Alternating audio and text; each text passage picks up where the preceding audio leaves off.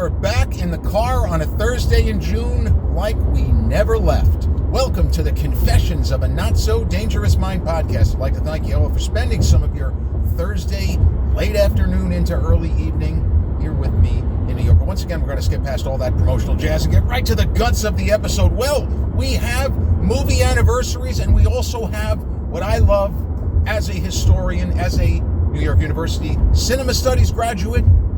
The discipline is it is steeped in the history of cinema. So days like today, which are not only about movies released, legendary, iconic movies that were released on this day, but it's also about a very particular summer movie season, which saw an abnormally large, that's what she said, number of all-time classic, iconic, legendary movies that were released and were battling it out at the box office at exactly the same time in history. And it doesn't happen very often, so when it does, it's incumbent upon someone like me, an egghead, a kid who had too much time on his hands, in the immortal words of Clint Eastwood, sitting there in classrooms, in libraries, spending a lot of my dad's money on my education. But spoiler alert, I actually did get a good education. I did. I can lie and say it was all bullshit, but I got a good education.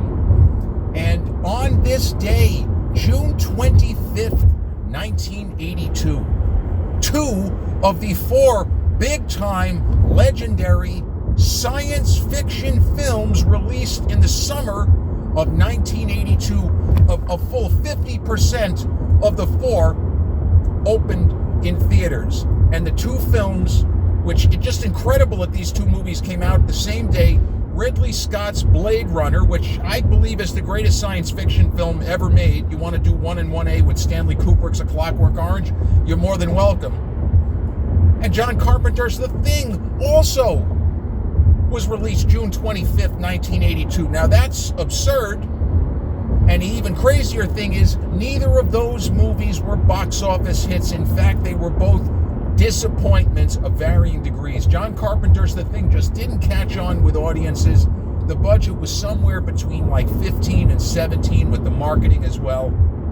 And I don't even think that it made as much as 25 million worldwide. And Ridley Scott's Blade Runner had a more substantial budget, as people who've seen it could probably imagine, with all of the early era CGI, the models, the miniatures, the matte paintings, the glass shots, to use a phrase not in common usage even among cineasts.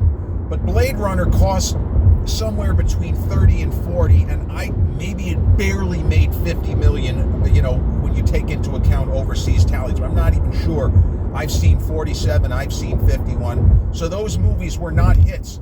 And a big part of the reason why is that the other two brand name movies were still tearing it up at the box office. One of them was Steven Spielberg's E.T., which the budget was under 15 million, and that movie to date has grossed just under $700 million.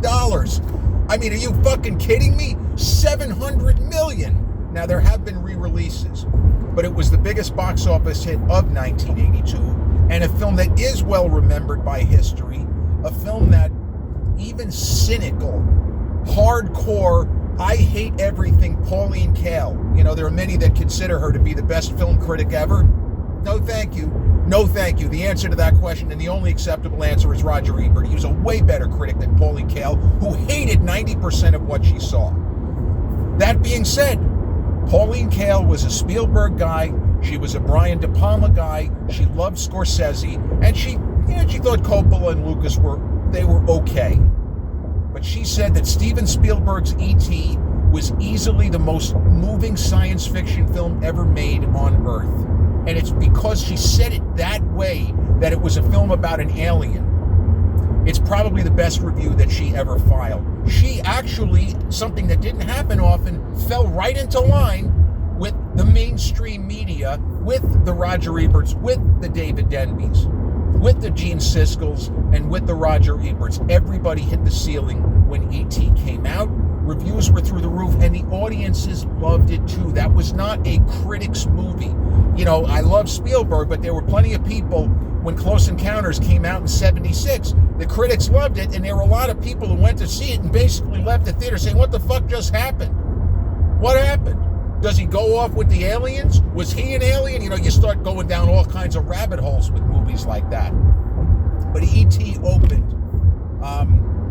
I believe it opened on June 11th, 1982, June 4th. I'm not sure about that. I don't remember the exact date.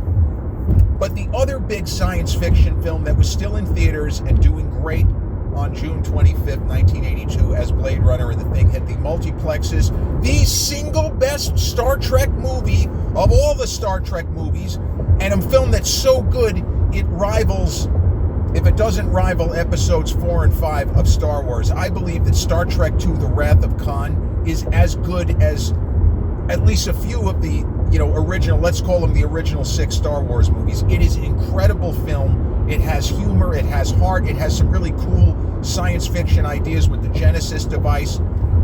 And it must be said, a magnificent, mustache-twirling, muscular villain performance from the late, great Ricardo Montalban as Gone, you bloodsucker! I mean, Shatner's chewing it up. He's trying to keep up with Montalban, who is just loving every minute that he is on screen. Star Trek The Wrath of Khan, although it was an enormous hit relative to cost, it didn't quite make it to 100 million at the box office. So, ironically, it was not as big of a hit as the 3 years earlier Star Trek The Motion Picture, a film that at that time, a lot of Trekkies and science fiction fans, they felt a little bit let down by Star Trek The Motion Picture. Star Trek The Wrath of Khan, almost no one felt let down by that film. And it is, as I say, a movie that continues to be enjoyed with Spock's sacrifice and the beautiful work from Leonard Nimoy, and just a great science fiction adventure with little bits of humor. And the way the Star Trek reboot with Chris Pine in 2009 plays into the whole angle from Star Trek II about Kirk and the Kobayashi Maru, and how did you pass the test? And then in this 2009 Star Trek, we see exactly how he passed the test. We see exactly how he cheated, and we see him get a commendation for original thinking. That's fan service, and the 2009 Star Trek, by bringing Leonard Nimoy back near the climax, it's the kind of fan service that someone such as myself really loves.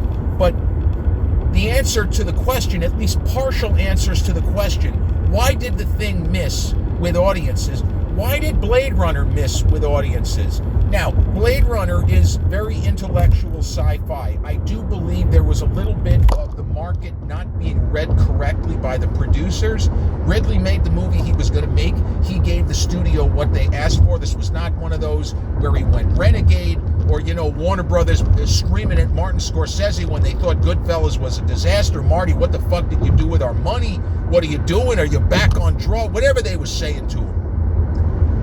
This was not that. It was simply that the entertainment dollar is not infinite. As my mom would say, most people don't have unlimited funds. And if you're going to go to the movies, you're probably going to see E.T. again if you're going to go with the family. You're probably going to see Star Trek The Wrath of Khan before you see either Blade Runner or The Thing. The Thing is a bit of a unicorn movie because it's so good but so gory and in its way vicious. And, I recently talked about The Fly on the channel. Rob Bottin's effects work in The Thing is up there with Rick Baker in American Werewolf in London, and it's up there with Chris Wallace, the work that he did, and not Chris Wallace, not the television guy, Wallace. I know that he was part of the team that did the effects work.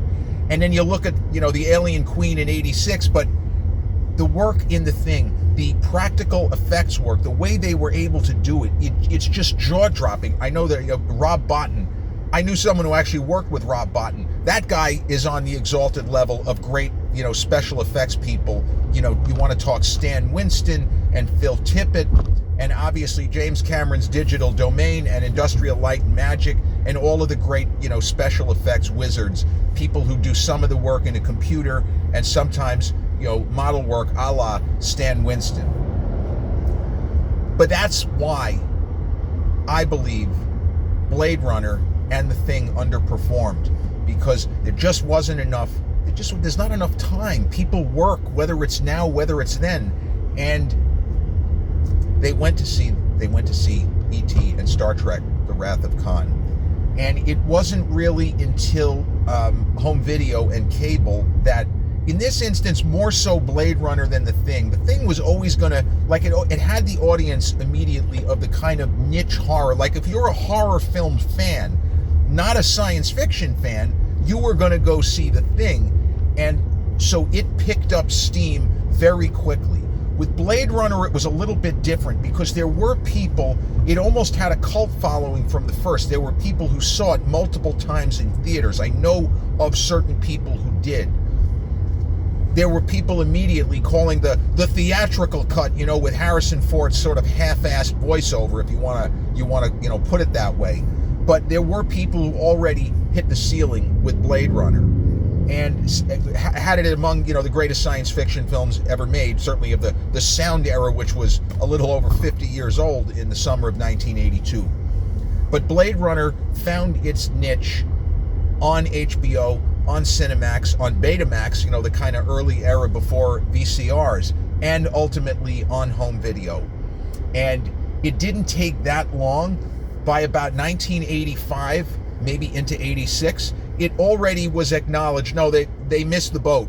Everybody missed the boat on this, and even a lot of critics, like Roger Ebert, gave it kind of a modified thumbs up, and then later, he never actually thought it was one of the best science fiction films ever made. He believed, to his last, that Dark City was the best, the Alex Proyas from '98, that was the best science fiction film he ever saw. He had that and 2001: A Space Odyssey, I think, as his 1 and 1A. It's funny how Kubrick always finds a way in there, because Ebert, famously, when I heard him lecture, he's not even a fan of A Clockwork Orange. He said he would pull it out every 5 years. Also, that's what she said. But he would watch the movie every 5 years or so to see if somehow it changed. He said, I never understood the praise. I never got it. I don't understand. The movie just never worked for me. Well, he got a lot of laughs there, because there were some people in attendance that shared his sentiment. I was not one of them. But Blade Runner did gain traction, and then Ridley Scott was able to start thinking about, can I get back in there? Can I work on a director's cut? But the final cut didn't really exist until about 10 years ago, because what was called the director's cut, it actually got a reasonably large, by reasonably, I mean there were like 10 theaters in New York State, I think. In 1992, when Ridley put together what was called a director's cut, a lot of people were excited to see it. And all it was, they took out the voiceover narration, they added the so-called unicorn sequence, and they took away this sort of upbeat ending, which, it's the most absurd trivia. Like, how could this even be?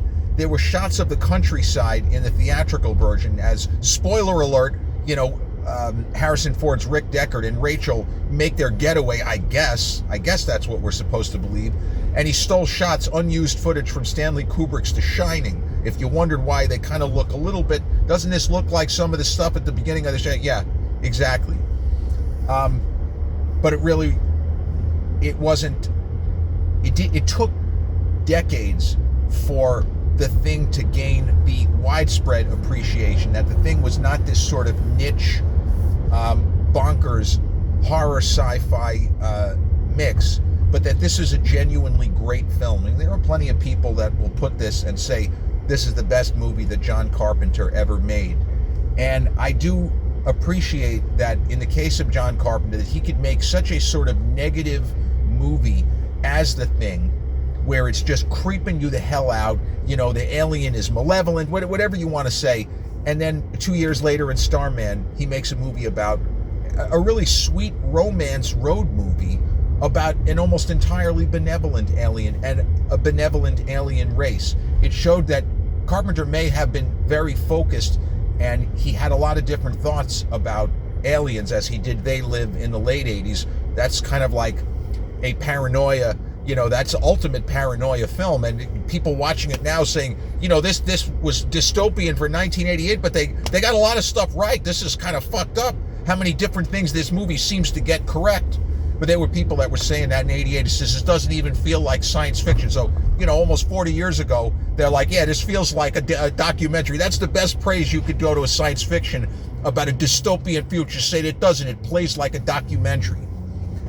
But as for myself, I saw E.T. in theaters. My parents took me to see it. And I got to tell you, I was resistant to it at first. I didn't want to see it.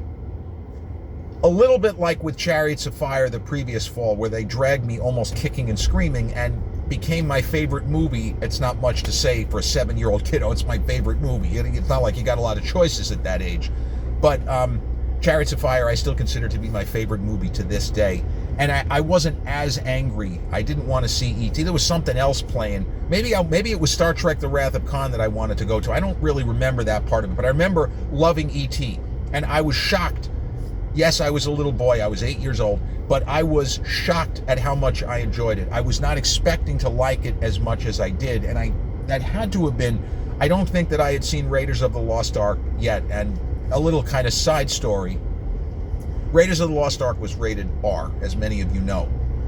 And my parents saw it in theaters, and they really kind of, I don't want to say they fought, they fought with themselves, because they knew how much I wanted to see it. And after they watched it, they said, you know what, let's wait for it to come to HBO. And maybe, because I'd be a little bit older. So I didn't see that in theaters, but they let me see it. That was the first rated R movie that I was allowed to see with my dad. I don't think my mom was around, like she was out gallivanting or something. But, so my first Spielberg film was E.T., and my second at home was Raiders of the Lost Ark. But as for, I was in film school now more than 3 decades ago. I graduated 29 years ago, but I started film school 32 years ago. And by that time, by the mid-90s, it was acknowledged Blade Runner had been misjudged by a lot of people. Star Trek The Wrath of Khan is just a great movie. Everybody thought it was great, and they still think that it's great. It has a kind of timeless story, and the effects work is really good for the era. It held up, and also must be said, James Horner's musical score is just incredible. It is just incredible. You can just listen to the music and not even watch the movie. That's how good it is.